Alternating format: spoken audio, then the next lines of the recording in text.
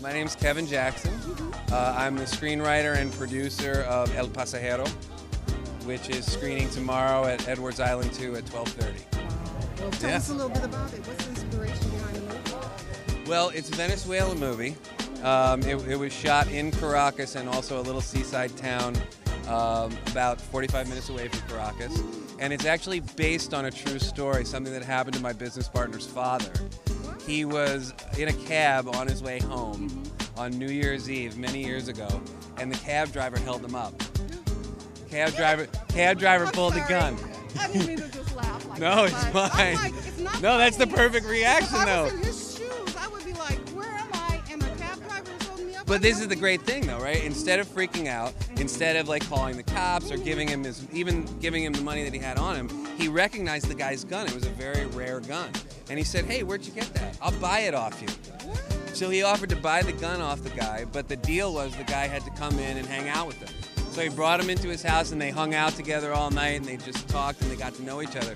And in real life, the two of them became the best of friends. And every time my buddy's father needed a ride, this was the guy he called. You spend the entire movie wondering which one of these guys is going to shoot the other. Really? Yes. I'm excited already. I Yes. want to know. And I won't. No, I can't give away the end of the movie. I can't give away the. No, there's one guy who saw it and said, "Yeah, I kind of knew it was going to happen in the end," but everybody else, it's been a surprise. I love surprises. Yeah. Yeah, we want to know.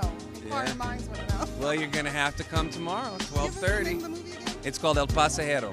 The last thing I want to say is that my business partner, Andres Fauché, it was his father who this event happened to. He's not here at the Newport Beach Film Festival this year because we actually have another film, a feature documentary called The Legacy, which is having its world premiere on the same day, tomorrow, in Palm Beach, Florida.